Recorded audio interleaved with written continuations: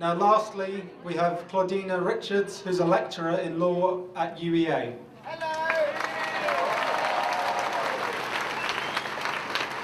Thank you. Oh, it's lovely to see so many people coming out and that you've all stayed. I will be very brief because I know we've had lots of important speeches already and most of the arguments have already been made, so you don't need me to say them again.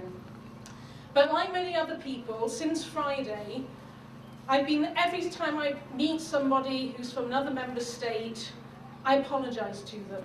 I apologise for the mess that we have created and the fear that we have put into them, the uncertainty and the stress.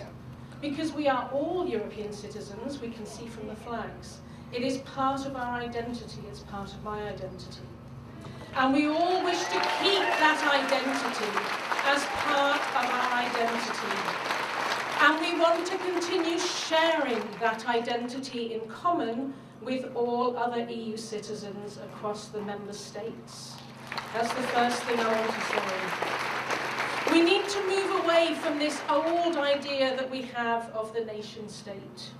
We need to collectively accept that we are stronger in working together, that we need to work collaboratively across borders to face the many problems that we have today. The European Union, like any legal and political system, has problems. It is not perfect. However, it's time to stop allowing others to use it as a scapegoat. It is time to stop blaming it for all of the problems and implying that the member states and the people in it do not have a role to play. It's been used as a bogeyman for pointing at this thing in the distance saying it wasn't us, it was them. However, we need, for example, and this is one of the things that John was saying, to explain and get everybody to understand that it is a collective endeavour. We all have a role to play in this. For people to understand, for example, that the Council in Europe, which is involved in almost all decisions taken, is made up of ministers from governments, the democratically elected governments of the member states working together.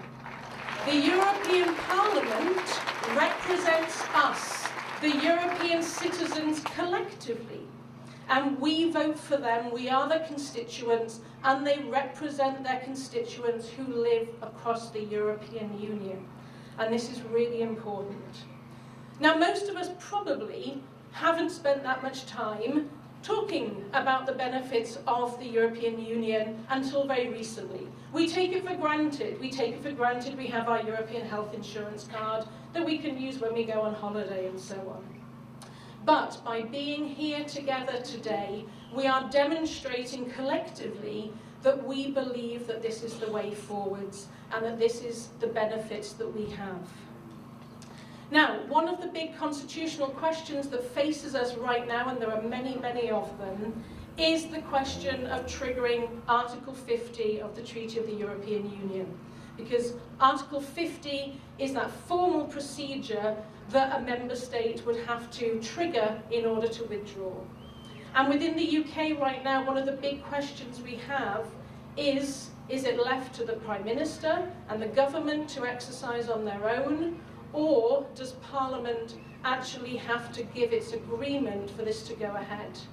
Parliament, which adopted an Act of Parliament in 1972 for the law of the European Union as a community it was then, to be part of our law, and that is the law upon which European Union law is based in this country today. Now, whatever the outcomes of the legal disputes on this, and there are legal disputes going ahead at the moment, the correct political position must surely be, in a parliamentary democracy, that the most important decision of our time must be taken by Parliament. It must not be left to whoever is the Prime Minister of the government at the time if they choose to press that button. And this after a full and frank debate. This time with only objective, true facts being used in the discussion. Thank you.